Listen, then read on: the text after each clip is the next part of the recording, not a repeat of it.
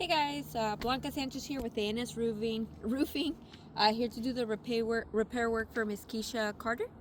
Essentially, kind of my standard operating procedure is to always record the first repair, just to see how the roof responds. So there's really 5 things I'm looking for when it comes to the repairability of the roof, and that is, basically I look to see if there's excessive mat transfer whenever I do the repair. I'm looking to see if there's any tears that happen to the roof or any extra creasing to the roof or to the shingles, any nail pull throughs, and finally, one of the last things I'm looking for is excessive granule loss. So any of those 5 things usually are an indication for me that that this roof is not responding very well to the repair. So that being said, that's why I record my first repair here. I did outline the area for you guys. This is my damaged shingle right here. As you guys can tell, it's got a crease across it. And the reason that I've outlined these as well up here is because in order for me to replace this shingle here, I actually have to break the seal in the top 2 rows and remove the nails. So this is all part of the same repair area. I'm going to be using my basic materials here, tools. I've got my hammer, I've got a trowel to break the seal, and I'm also using my roof snake so that way I'm not lifting the shingles beyond a 45-degree angle. Aside from that, I'm gonna get started so you guys can see what I'm doing. All right. So my first step is to break the seal on these shingles. Now, I'm not gonna be super aggressive with it. Obviously, our goal is not to create more damage for the homeowner.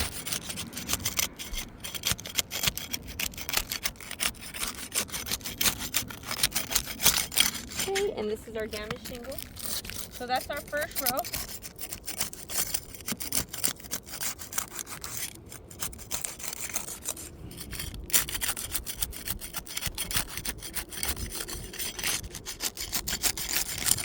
Second row. And last row.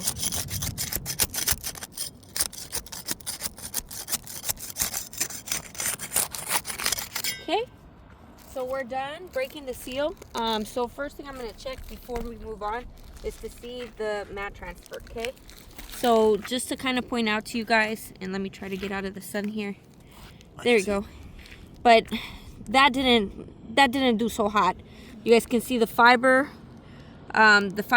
here on the bottom of the shingle here. Tells me that there's been excessive mat transfer here, okay? And as you guys could tell from when I broke the seal, I wasn't being incredibly aggressive with it. It's just what we need to do in order to break the seal. And there's excessive mat transfer here. Let's look at this other one here. And this one's not as bad. It has one section, but I can still see the fiberglass here and here. Same thing for this one. Quite a bit of mat transfer here with fiberglass.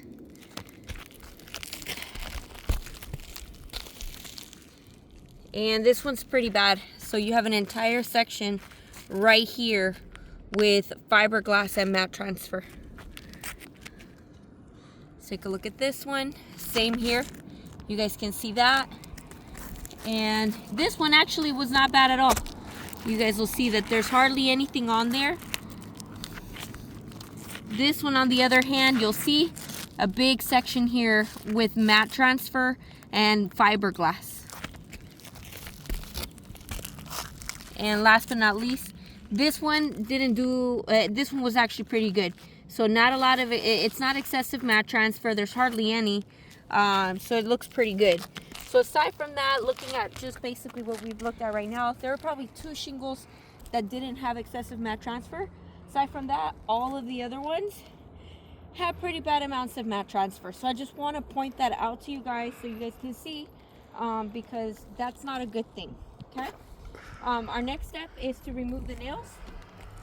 And in order to do that, I'm going to be using my roof snake. Okay, now I just kind of want to point out how I go about this. But this is our first nail that we're removing. And in order to get to this nail, I actually have to come underneath this shingle here, okay? And I'm going to be as gentle as I can here, so you guys can see. But my goal is to try to get this nail up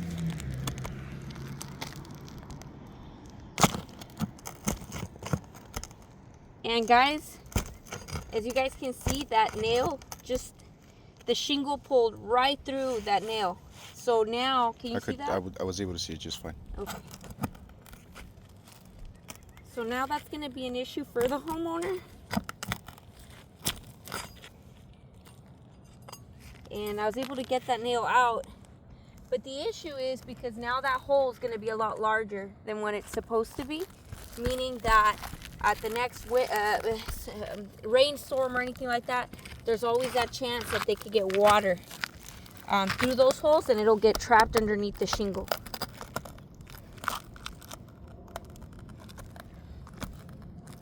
And I'm being gentle. I'm trying to ease that nail up. This one I was kind of able to salvage a little bit. It was pulling through towards the front, but we were able to get it out. And we should have, okay, so we have 2 more nails here.